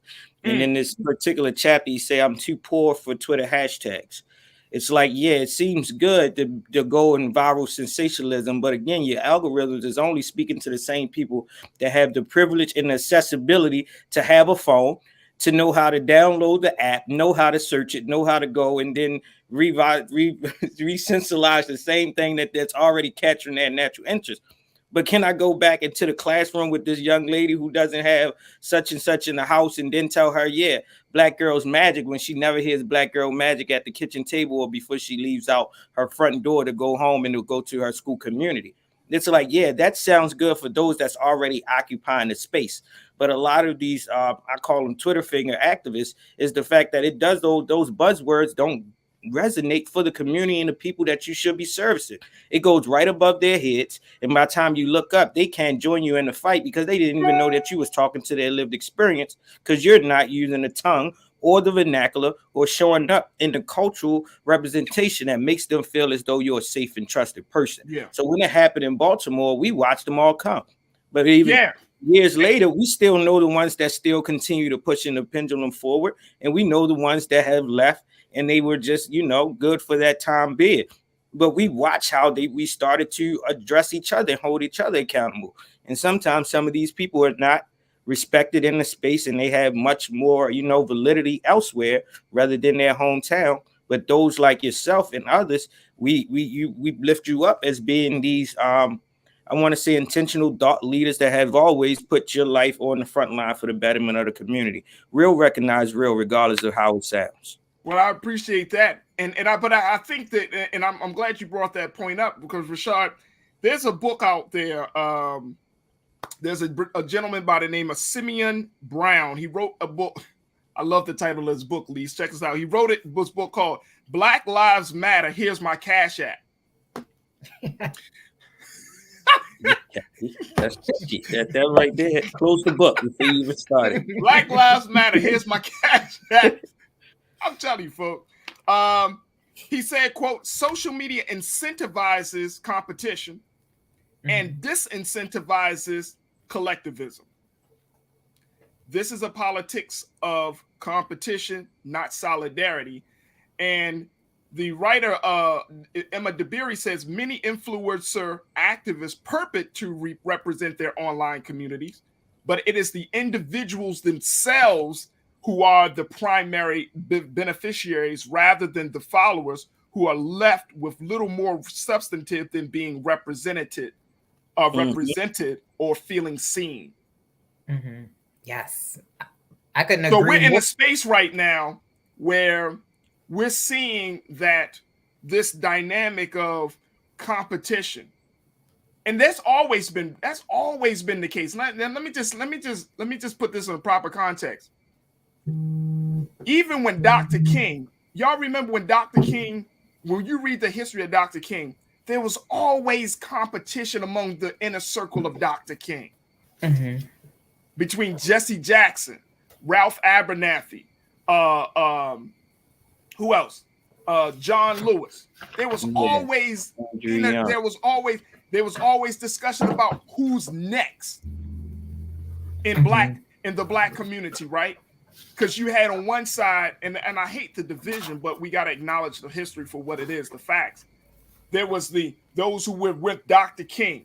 Then you had those who were with Malcolm X and the Nation of Islam. Then you started to see the growth of. Then you had those who were with Stokely Fred Carmichael. Hampton. Yes, Fred Hampton. And then you had the Black Panther parties coming in with their messaging. But by the time the Black Panther Party came in, Dr. King had been assassinated. But there were a couple of years before that. But there was always this jockeying that was happening. And now we're seeing it being exploited because of social media. Yeah. And another thing that politics is wrapped up in that, like our politics of the world and our politics on how to address social issues is wrapped up into that. So our politics is based upon, saying the right things so that way our followers, the followers that we got, will show us that, I'm the one that's supposed to be in charge. I'm the one that's supposed to lead.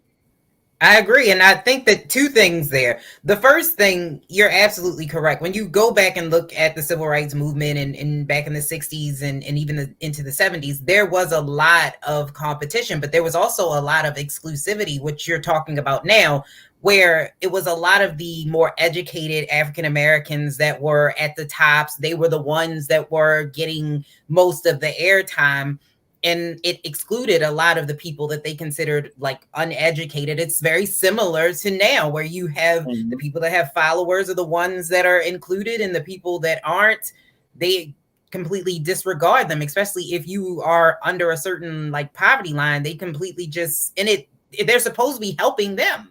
So that's where it's like, it's unfortunate that that's where we are with activism, and it shouldn't be that way. And then also when we're looking at how do we move forward and make things work, it does get a little tricky because you do have so many people that make money and they benefit off of activism. So now what do you do with a lot of these organizations that have already been out there and have collected, because it's not that the message is bad. And that's another reason why I've had this conversation on Millennials Anonymous with a Black Trump supporter.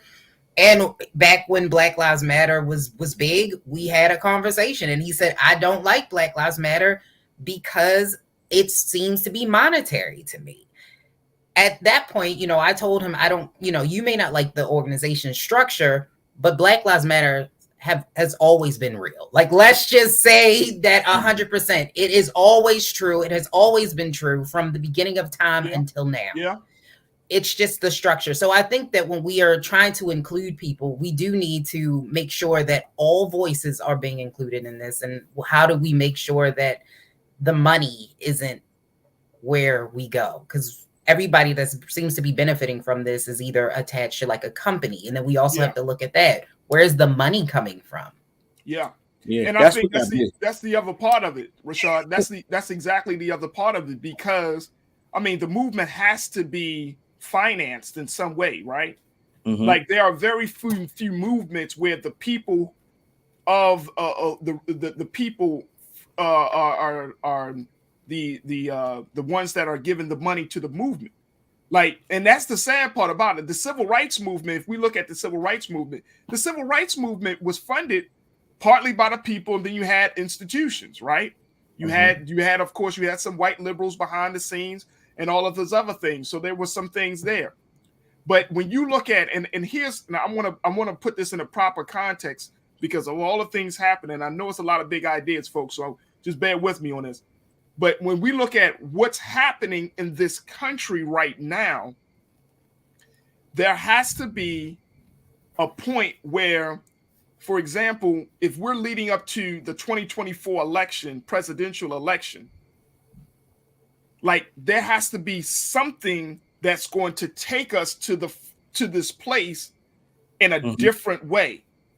Like, we can't go to the polls even this year, whether your election is in July, like in the state of Maryland, our election's in July, whether it's in November, whatever they call it. But we can't keep going down this same road expecting different results. Yeah. We have to start looking at whether our politics is rooted in just representation, or is it really rooted in freedom, justice, and liberation and equality? That I think, Rashad, that's the big part for me. Like, is this thing that we're all pushing for? And I know there's conversations about reparations. I respect that. I love that. And we're going to continue to talk about that. There are conversations about making sure that we get more Black people into elected office. Okay. I mean, we're seeing that. There's more conversation about economic development, small businesses and whatnot. I mean, when you look at, and I'm saying this, folks, take a step back and look at the cluster that we're in right now.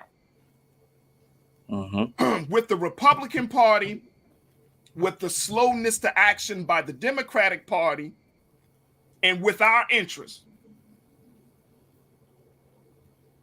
What is our politics? What will be the root of our politics going into this election season, going into this next fiscal year for this country, going into the next presidential election? Like, how are we going to work to the point where we can feel like we don't have to look at celebrities to be the saviors? We don't have to, be engaged in competition among ourselves as individual activists and advocates. We have to have a better game plan than what we're working from right now, Rashad. No, I agree with you 100%. Or we'll be continuously put on this Ferris wheel and moving nowhere besides up and down and getting played and stompled on. I think that's one. And what I think it's more needed. When I got introduced into activism, and you've been there since the beginning of my journey, I never knew that you can seek profit off of prophesizing and advocating for your own people. It wasn't until we started to see, the exploitation of people coming up and being camera hoggers that I, like Leslie said, started to follow the money. And I'm like, how did you go from, Cleveland, Ohio to Baltimore, then you on the national television? Who's funding you? because I know I'm on the ground with no food or nothing in my refrigerator, and I can't even get bus fare. How are you able to travel the country? And I'm seeing you right here next to me on a panel, and I go home and you're already across the world. Who's funding you? How, Sway? I needed answers. So I start seeing those answers, and I'm like, okay, you're a part of another machine that really doesn't want to see the system be solved or dissolved in the first place. So it was one of those ones. I was introducing understanding that activism will probably bring you a level of martyrdom, right? That it's going to come at a cost of your life if you're. Hold on, Rashad. Hold on, brother. I'm not trying to change your life. No. Hey, wait a minute. Hold on. The heaven gates. That's your man. Look, let me tell you, brother. That's the point. I'm a mega average over Martin Luther King. Bro. I'm a everybody that has stood up. Come on, look, Rashad, Lise, everybody that has stood up for Black people in this country has had to deal with the looming, overarching reality that they're going to get shot and killed.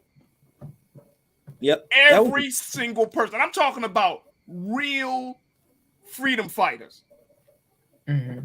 No freedom fighter. If you think about it, I remember we had a conversation about this when I hosted Elijah's event on Sunday about Will Smith. But every freedom fighter is always in the back of their head. I may not even live to see the fruits of my labor. Every freedom fighter. Go down the road. They don't even say that. Yeah, say that. It was like the ballot or the bullet. Now we get the ballot or billions. It's like, yo, what happened, bro? Like, who switched the game? But see, let's keep it real, bro. Let's keep it real. You can't be an activist and then you getting all these rewards from the system that you say you're going to either change or destroy. I mean, how does that work? How are you going to be like, man, I'm trying to take the system down, but you getting your income, resources. I mean, it ain't coming from the people that you serving. No. We ain't got the capital, brother. We don't, I mean, it ain't coming from the people.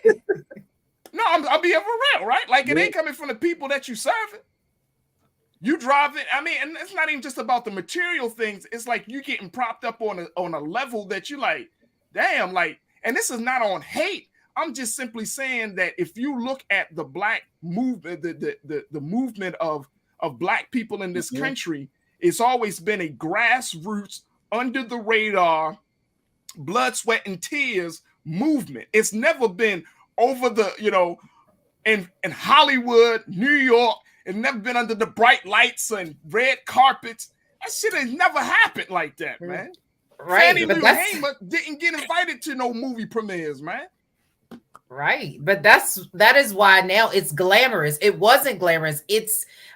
Activism is a hard thing to do. It's hard, and it's going to take blood, sweat, tears, and research, because one of the things that is missing often is how do you get it done? It's great to say it. It's great to throw it out there, but are we planning? Because it seems like we throw things out there and then, oh, well, it didn't happen. Well, that's not how this works. So you do have to actually tell people what it is that you want. What does that look like?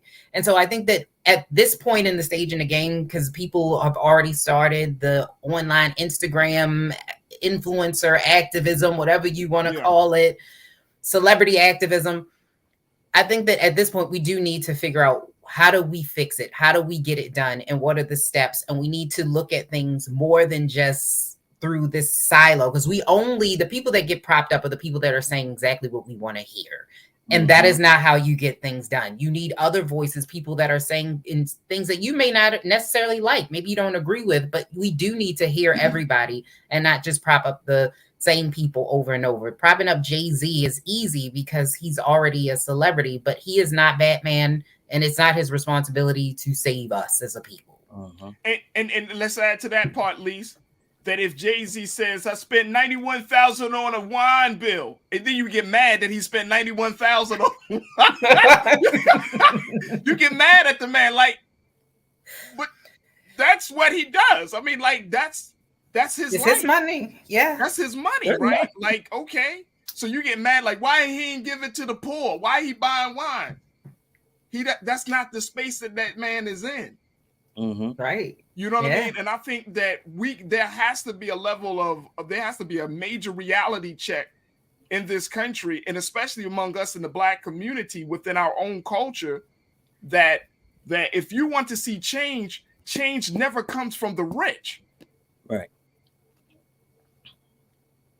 They're comfortable. Change only comes if you're uncomfortable. They're comfortable. Why would you want? Right. That's what I'm saying. Change comes from the poor. Change comes from the deprived. Mm-hmm. You know what I'm saying? That's why Dr. King does it. That's why our great brother, Reverend William Barber, he focuses on it. Hell, that's why Jesus himself worked with the poor. Because guess what? When you're trying to change, it requires sacrifice. And guess what? The rich man and the rich woman, they got too much on the plate, so they're not willing to put in that time, work, and efforts, and they're not willing to, like you said, Rashad, they're not willing to put their life on the line. The poor, we ain't got nothing to lose. Mm-hmm. We like, man, it's either all of this or nothing. You know, back in, the founders of this country, what's the old saying? And I don't want to mess it up. They would say, give me liberty or give me death. That's a poor man's mantra. Oh, certainly. That's not a rich man's mantra. The rich man is already experiencing liberty and freedom and justice in some respect. That's a poor man's mantra. Give me liberty or give me death. That means that either I do this, we're going to win, or I'm going to die trying. Mm-hmm. You know what I'm saying? And I think that at some point, to your point as we close out this conversation, but I think to some point, if we're talking about getting back, as you said, Lise, it means let's look at what they call, we need to get back to the Black radical tradition. Here's one, and I've reached out to the brother Chris Smalls, who was the brother behind the starting of the union for Amazon up in Staten Island, right? I'm waiting to hear back from the brother. But that's level of organizing. Now, here you have Amazon, this behemoth of a company, this Goliath of a company, and then you got a Black man who, when he was fired, and they said that when he had his evaluation, you know what they told him at his evaluation, his supervisor? That he had a problem communicating, he wasn't articulate. I'll show you. I'll build a union with my articulation. Check this out.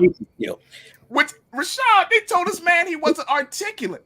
It's like the same thing they told Black boys and girls in the schools, right? You can't be no lawyer. You don't have what it takes to be no doctor. And what did our brother Chris do? He was like, okay. He got laid off from his job. He started organizing. Of course, the leadership is not going to happen. It's not going to happen. He went and did old school organizing. Started talking to each Amazon worker. And guess what he did? He probably asked him one question. Are you happy with your work conditions? Hell no, I ain't happy, Chris. You know that. I'm on the floor all the time. The breaks are too short. Boom, boom, boom. Would you like to join me so we can get better work conditions? Hell yeah. All you got to do is speak to a person's dissatisfaction and boom. Next thing you know, he created a union against the world's biggest company. Power. You can't stop that man now. You can't fire him now. He's articulating something now. I don't work for you. So, I mean, he did old school tactics. Yeah. And I think that he didn't go, I mean, they use social media, but I'm saying he did old school tactics to bring a giant to its knees. And now look at what's going on with this company. He made the company feel the pain of being organized. And if we can look at that example, I'm telling you, I've reached out to Chris and I'm like, brother, I got to get you on. But if we can look at that little small example and see how we could possibly do the same thing on a macro level with the United States of America. Mm-hmm. Taking a small, because we're all dissatisfied. We all want something better. We all deserve it. I mean, we know deep down in our hearts, this is not the country that human beings should be under. This is not the type of government that we need to deal with. We need to change that. Yes. And if we can if he can do that, then what's stopping us? Now, you might people say, well, what about this? What about that? That's fear. Mm-hmm. That's your fear talking. That's your inability to see. That's your lack of vision talking. Mm-hmm. That's all that's talking. I can't hear you right now, bruh, because I got a plan. Y'all can miss me with all that other stuff. But that's what we're saying. That's what we're saying. And I think that people just have to be reminded of the power that each one of us have if we want to make a change. Change is never happening in a big, bold, out in the open, bright lights and all of that. Change always happens in the dark. It always takes a decision. And it always happens starting with your dissatisfaction. At some point, you got to get so dissatisfied that you say, I'm going to change my whole situation. I got to change my reality. I can't take this shit no more. Yeah, the only comfortable people don't move. If you're uncomfortable, you move. That's all it is. All right, I'm going to let you, Rashad, I spoke enough. I'm going to give you the final word, Lisa, and I'll give you the final word. What do you want the people to take from this, brother? Wow, one is fear has no place in freedom fighting. Understand your role and know that you can operate in your lane without all of us clashing into one or expecting someone to take the pendulum or the mission even further than you.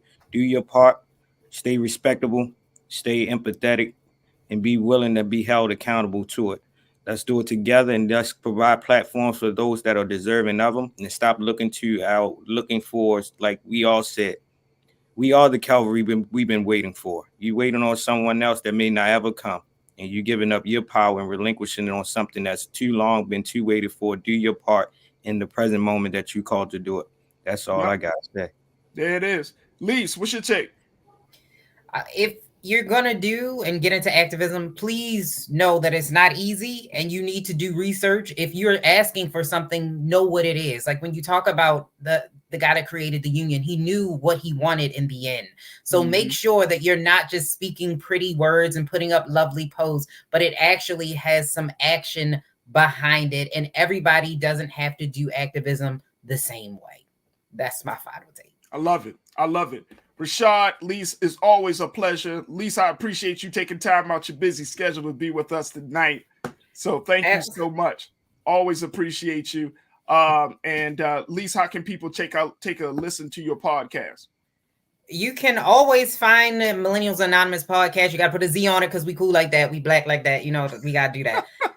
You can find Millennials Anonymous podcast on all major podcasting platforms. But if you absolutely just want to find it quick, you can go to millennials.us and voila, it will pop up there. Look at Keenan. Keenan shows us love all the time.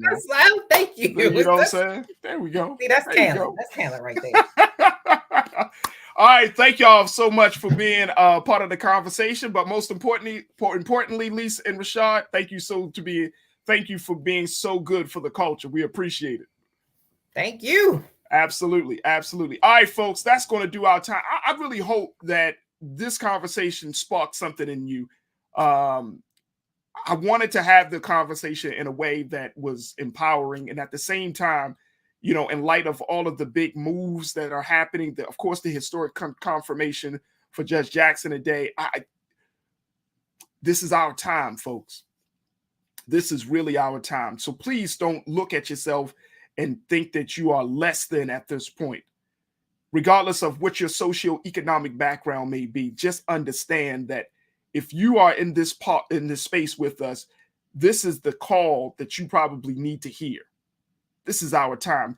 We can't allow the country to go in a certain direction. And with all of our knowledge, wisdom, and consciousness, we just sit on the sidelines. This is our time. right now. The moment, and I've read this in Dr. King's, one of his great speeches. He talked about the urgency of now. This is the urgency of now.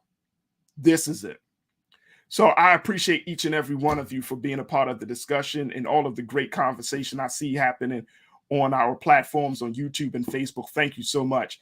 I want to thank all of our dynamic contributors, Hassan Giordano, Ashley Banks, Rashad Staten, Lise Winnie, and I want to thank you again. Make sure you continue to support us at the Black Star Network. You can do so at blackstarnetwork.com. This is Black-owned media like you've never heard before. Folks, this is unapologetic. This is unfiltered, young. This is new, young voices. This is truth that we're going to speak here. We're not going to add a lot of yeast to it, folks. We're going to make it acceptable. We're going to allow it to be palatable, so that way you could take it in. But at the end of the day, we're not going to lie to you. We're not going to lie to you. And if we make a mistake, I have no problem in saying, look, we misreported something. We didn't say the truth about something. That's not a problem, because we're growing, we're learning, and we're working together to become better. So I appreciate all of you. I appreciate the great support that you have given to Black Star Network. Stay tuned. 6 o'clock Eastern Standard Time is my big brother, Roland Martin Unfiltered. Continue to show him the love that he deserves. And he's going to continue to give you that great coverage about what happened in Washington, D.C.